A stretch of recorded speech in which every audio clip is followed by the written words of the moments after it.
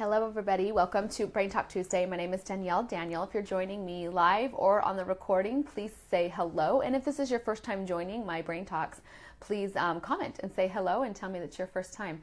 I love to get to know people on these Brain Talks.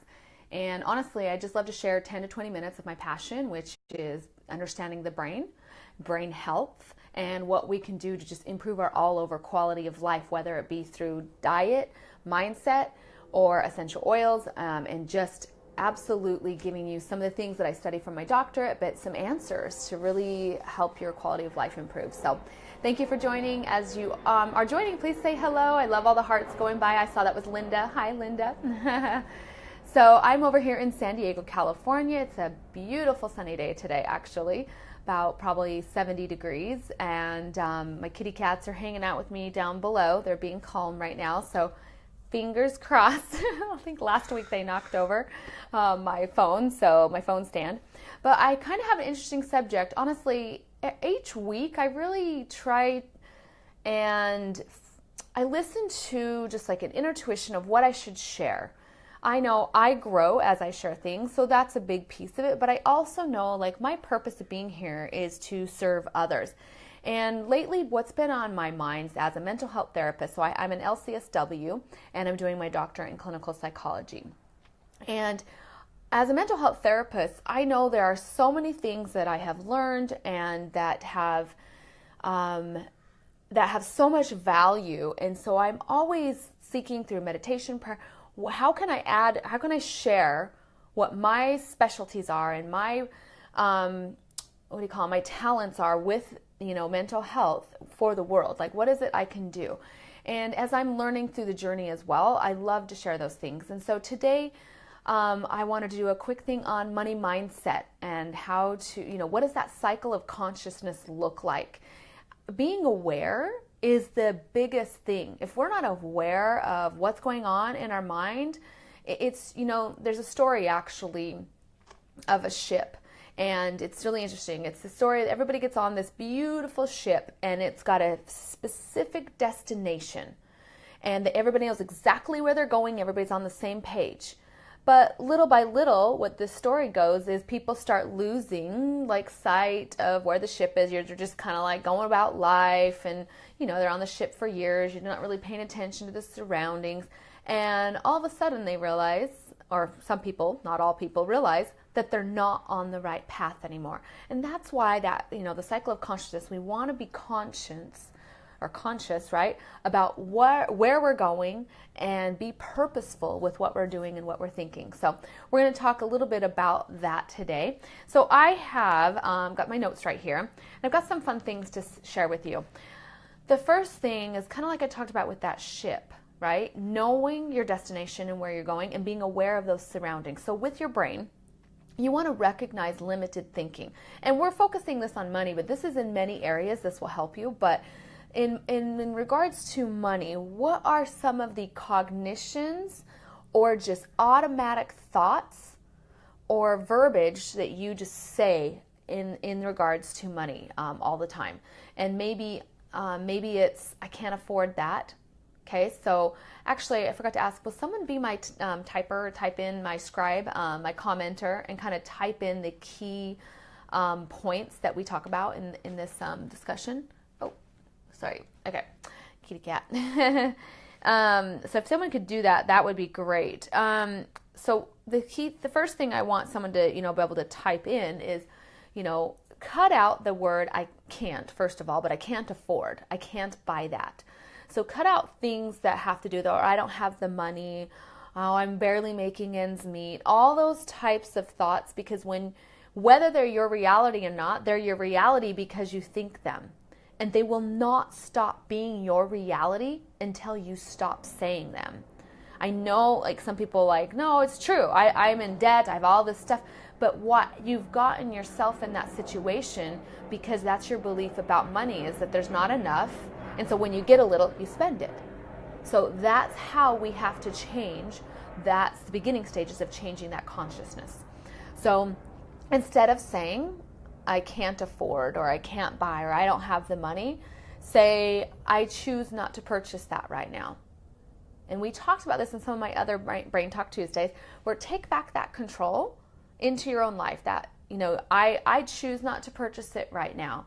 And then the other thing you want to change it to, which might feel like a flat out lie for yourself right now, but if you don't start saying it, you'll never make it a truth for you. And just say, I can afford to buy anything I want. Okay? I have an abundance of finances. Those are some of the cognitions that I have used through the years to get me out of that poverty consciousness. So anyway, if somebody, whether you're watching the recording or live, type those things in, that I think seeing those will really help, some of those statements that I just said. Okay, so I'm going to read to you. So one of the books that I really like to help with this, it was written, hello, great that you guys are saying hi. I can't see it very well. But this book, I want to say it was written in the 20s? Oh my gosh, I just blanked when it was written. Oh, there we go. 1937, Napoleon Hill. So have you guys seen or heard about this book? It was basically his doctoral thesis.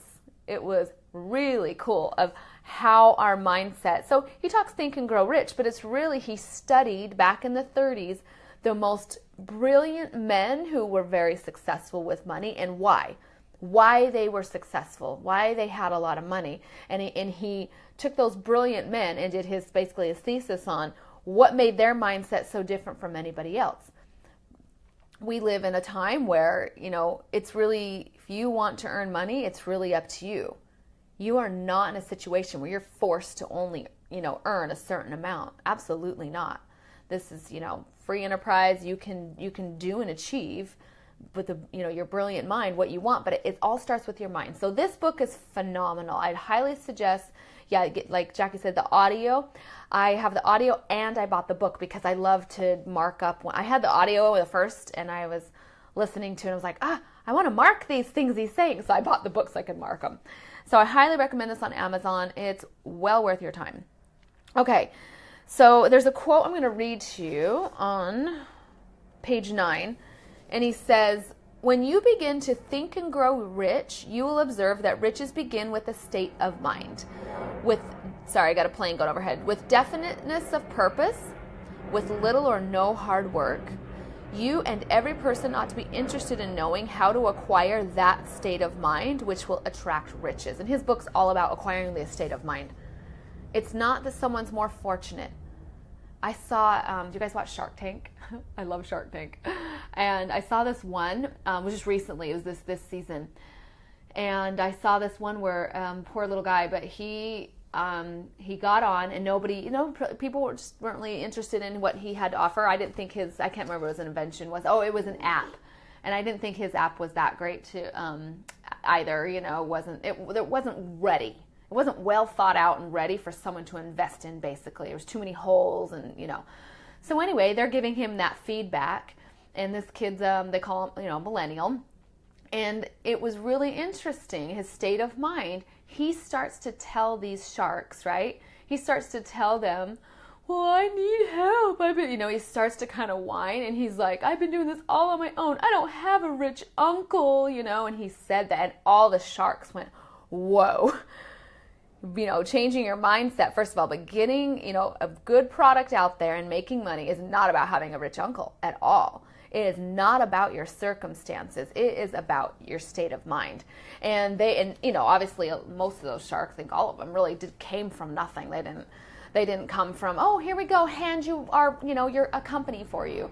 So it was really interesting. And you should, if you can find that Shark Tank, very interesting. And they immediately squashed, his false thinking in that. So again, thinking that money only comes when it's kind of handed down in family or for certain people, and that you just wasn't your lot in life or whatever. It's not true. It's your lot in life is what you believe your lot in life to be. So here's how, if someone can type this in, I think, let's see what it says.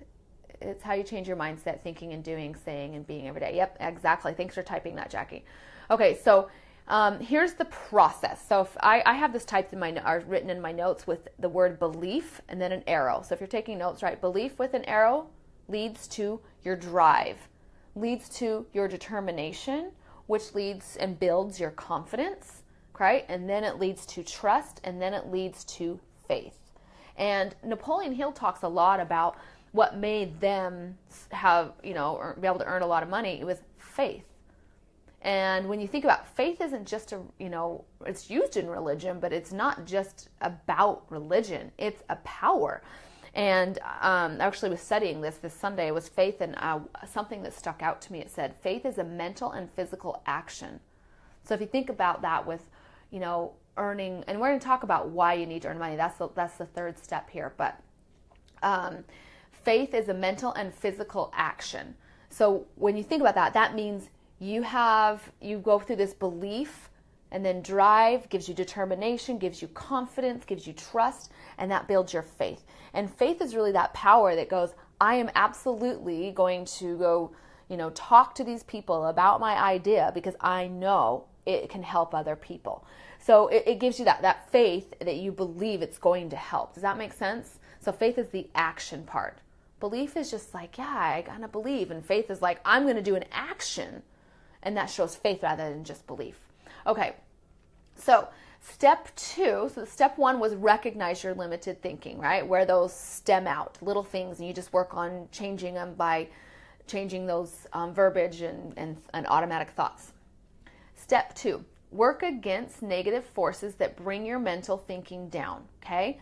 So this is huge because as you do this, you're going to have people being negative. You're going to be around other people who might say things. You might watch TV shows. What is influencing your limited thinking? And we have to start being aware of what, thanks Tara, what is influencing your negative thinking and eliminate those. And I will tell you, I have noticed there are TV shows that because I'll watch, TV show at night, like one or, something like that, one episode, maybe two, while I'm getting ready or doing dishes and all that kind of stuff. And there's been a couple shows where after a little bit, I'm like, you know what? This is not uplifting me. And there's some that you think they're okay. There's one, and I know some of you might like it and totally fine, but I think it's called Parenthood, with the coach guy in it. And I was liking it for a while, but then I noticed the pattern was every single episode, they were just arguing with each other as a family, and I just started feeling the negativity from all of that arguing, and I don't want it. I don't need that. And so for me, it affected me that way for whatever reason, maybe, my own personal triggers, great. I stopped watching it, and I don't care to put things into my life that puts us down. Okay, Sharita, looks like you said belief. Okay, so I'm going to give this to you again so you can type this in for us. I appreciate that. Belief, drive, like I like that you use the little arrows, determination, confidence, trust, and then faith. So this is just, when I was reading the book, that was my insight. I wrote it in the margin. I was like, okay, so it really starts with belief, which gives you drive, which gives you determination, which builds your confidence, which gives you trust, and then develops your faith. Okay, and all that is from that, like I said, with faith as a mental and physical action. Okay, so let me go back to, things that you can do. So by listening to positive books, I listen to, I like Joel Osteen, The Power of I Am. There's lots of things you can listen to that are just uplifting, positive, and inspiring type stories even. I'm reading and listening to both. I like to do both for some reason. The book, The 5,000 Year Leap, it's about the founding of the country, and there's so many inspiring things about the founders that was just incredible. Very spiritual. So the 5,000 Year Leap, just anything that's uplifting. It doesn't have to be about mindset, but keeping those things around you. Another thing I put in here is planning for having a vision for what you can do and what your gifts and talents can do to contribute to the world. Having a vision for that, maybe that looks like a vision board, but just keeping, again, so you're not losing sight, having that map. So when you're on that ship, you're not losing sight to where your destination is. You need a GPS tracker, and whether that be from a vision board or maybe journaling and listening to things that help uplift, that keep you on that correct path. Okay. C, I put on here prayer and meditation. This is step 2 right now. And that is huge, okay? Because, I've been thinking about my course right now. It's called Mind, Body, Health. I've got to go do my homework after I get off with you guys. But I was thinking about, they have us do meditation in this course. And sometimes I'm like, I don't gotta do meditation. I just want to start doing my papers and get it done, And that's so me. And so I've made myself be, with my integrity, so you say you have to mark that you do your meditation. So I do it. I can't mark it if I don't do it. So I do my meditation. And what I'm realizing is with prayer and meditation, it's about learning mental control. And if you don't learn mental control, what is happening to your brain? Things are jumping in and feeding it negative and maybe positive, but things are getting all around. Your thoughts are here, thinking about a Band-Aid. One minute you're thinking about shampoo that you need. Another minute you're thinking about, going shopping. I mean, you don't have control of your mindset and your GPS tracker basically for that ship if you're not practicing with prayer and meditation. And I've noticed sometimes even when I'll pray and I'll be like asking for something, and then all of a sudden I'll kind of be thinking about something else, and I'm like, oh my gosh, that's how I think prayer and meditation are so huge. Or they help us to control our mindset so that other influences stop bringing those down. So this is a good practice, continue to do. Okay, and then D is, I just put D, stop buying into it. Stop buying into that you don't have enough money or you can't make enough money. Just stop. It's a decision, and what gets you to that decision, it's your own path.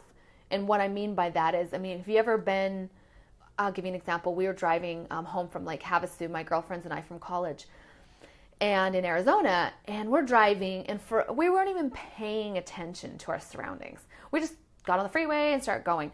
All of a sudden, little things, we were like, are we going the right way? It's your path. You don't realize. It takes a moment to realize. And all of a sudden we're like, wait a second, the sun is setting on the wrong side. It's setting on the east. That means, we're obviously going the wrong way. And we were like, is it? And we were making sure it was setting and not going the other way. And we're like, oh my gosh. So it took us some time to realize that we were driving towards Mexico and not back home. And so we, as soon as that took about an hour. So an hour out of driving out of our way, we turned back around. So my point with that is stop buying into it. You have to have the awareness, like we talked about in step 1, recognizing what you're even buying into, or you won't even know that you're going the wrong way. Okay? So I hope that helps. Now, the last part, I want to read this little story in here. This is step 3 is the last part that I'm going into, but there's a good story in here that makes you think. And at first I was kind of like, why did he put this story in here? It's kind of weird. But again, this was the 30s, so remember. But he talks about that this guy was Mr. Darby. There's a loud plane going overhead. Mr. Darby said he was with his uncle in the grinding wheat in his old-fashioned mill. And they operated a large farm, and they employed African-American people, right? So this little girl comes in when they're in the middle of working, and she says, and he says right here, she says, my mommy says, you owe her 50 cents. And he says, no, I don't. I won't do it. Now you go on home. And so this is this big older man and this little girl, okay, African-American girl. And in those days, that's just real big difference in, let alone age and status in the community. So he says, you run home. And you know what she did? She stood there. She stood there and says, no, my mom says you owe her 50 cents. And she just continued to say that. And he said, go home. And then all of a sudden, and she just stood her ground, and he came up to get mad at her, and she stood there and she goes, no, you owe my mom 50 cents, and yelled it at him. And what was interesting is Mr. Darby was like observing this going, what kind of power and belief is in that little girl that allowed her the strength to stand up to somebody who was out of, her age range and society status at the time. And it interested him so much. This is how he started studying, like, what is it? What does that take that makes you stand so strong in the face of adversity? And again, it goes back to that belief and confidence in yourself that allows you to go, I don't care that this man is saying that this is not right, and I'm going to stand up for it. I just thought it was so interesting, and the power that little girl had, that ultimately his uncle goes up to her to get mad and in her face, and instead of getting mad and doing something harmful to her, He reached in his pocket and grabbed her 50 cents. What power does she hold that allowed him, or just that compelled him to do that? So think about that. Pretty interesting what it takes on the inner that little girl had, that we all want to develop that strength. Step 3 is to define why you deserve or need to earn more. And I want to go into a couple things here. First, list out the financial reasons you need to earn more. I mean, maybe get out of debt, hospital bills. Maybe it's just student loans. Maybe it's your mortgage. Maybe your car sucks and you want a new one. Maybe you've always wanted a nice car. Even your car's fine, but you want a nice one. What are the financial reasons? List those, okay, on a piece of paper. The second thing is you need to list out why you need to increase your finances. What is your greater purpose? Because the financial piece will only lead you so far with, out of debt and material things and things like that. But they're only going to lead you so far. It's going to be the greater purpose for you in this life that's going to drive you the furthest. That's going to help you break that poverty consciousness so that you can be on the cycle of consciousness that's unlimited thinking. And like Jackie said, she wants to travel and retire her husband. Those are great things. I'd love to see what you guys type in. So when I say your greater purpose, and maybe this is something you'll want to meditate on, find and ask, what is your mission in life? What kind of purpose? How can you serve others? Because how can you serve others once your financial situation and stress is eliminated? How can you serve people when you're so stressed and upset about things? You have to be able to eliminate those so that you can serve your greater purpose in this life, which is unique to every single person.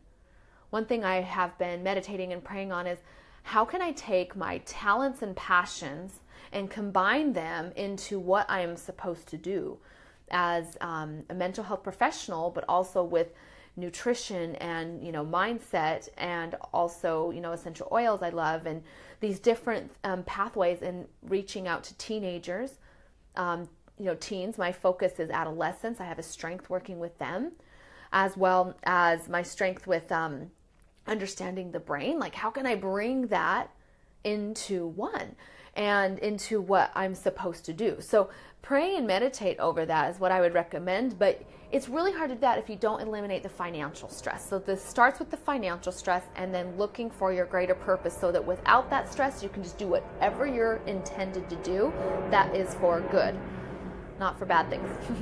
Okay, and I put down here, if you do not know or believe in yourself and your purpose just yet, it's a journey, and it's time to see, and it's just this time is for you to seek that out.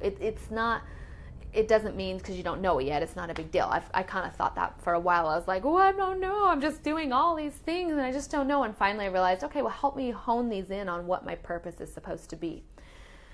And then as you're going through these mindset changes, I recommend creating an anchor for yourself. Now, a ship has an anchor, and what does that anchor do? It stabilizes the ship so it doesn't go all over the place and it stays, right? So if you need to anchor yourself because you're feeling like you're going all over the place, find something that is an anchor for you. One thing I use is an essential oils, but I use an essential oil blend, and I just put this together and I slapped it on myself today. It was awesome. So it's called my Belief Blend. So go ahead and type this in. My Belief Blend is the combination of, in a 10 milliliter bottle, you want to put about 10 drops of each. A citrus oil, your favorite citrus oil. I did bergamot. And then you'll do your Siberian fir, 10 drops, sandalwood, 10 drops, and copaiba, 10 drops. This is my Belief Blend. And you can put orange, you can put tangerine, lemon, grapefruit. I like grapefruit a lot too. So another of your favorite citrus. And then just put it on your wrist and your neck and smell that in. That's my anchor. That's my Belief Blend. Whenever I'm feeling poverty consciousness or things leaking in that shouldn't be there, that aren't part of me, that shouldn't be part of me either, I put this little anchor on. So this would be a great thing for you to create an anchor. Mine's My Belief blend. You're welcome to use it. I think it's a really important one. So Siberian fir, copaiba, bergamot, and sandalwood. That's what I use. I also like to use grapefruit. And I'm just going to read one last quote. And what I'd like to know is, what are some key points that stuck out in your brain today as we talked? I'd love to see what kind of really resonated with you in your mind. So this is the last quote from this book that I think you're going to love. And it's: the subconscious mind, the chemical laboratory in which all thought impulses are combined. Okay, the subconscious mind is a chemical laboratory, is what he's saying, and made ready for translation into physical reality. So this chemical laboratory going on in the brain is what propels us to physical action, right? Makes anything into physical reality. The brain makes no distinction between constructive or destructive thought impulses. It's just a chemistry lab. It works with the material we feed it. So if we're feeding the chemistry that's negative, or allowing the negative chemistry to keep building, it's going to create that in our lives.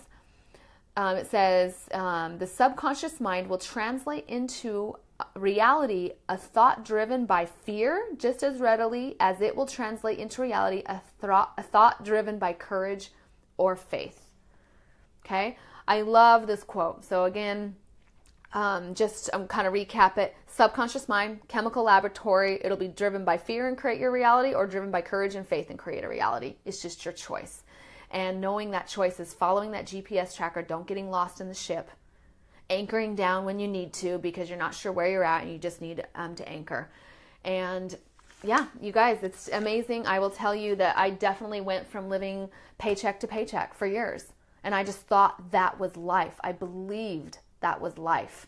And I worked Monday through Friday, 9 to 5. My life was super limited. I wasn't able to serve the world in a greater capacity until I started changing these things and have freedom of finances and time, work from home, and now can be able to really help people in a greater way. And that's what I love, because it helps me to become a better person, and I love to help other people shine and be who they're supposed to be and fulfill their dream they're supposed to do on this earth with their talents. So everybody, thank you so much for joining. I love seeing your key points that really stuck out to your brain. Please keep sharing those, and we will see you next Tuesday on Brain Talk Tuesday. Have a great rest of your day. I've got to go finish a 10-page paper. Wish me luck. Bye.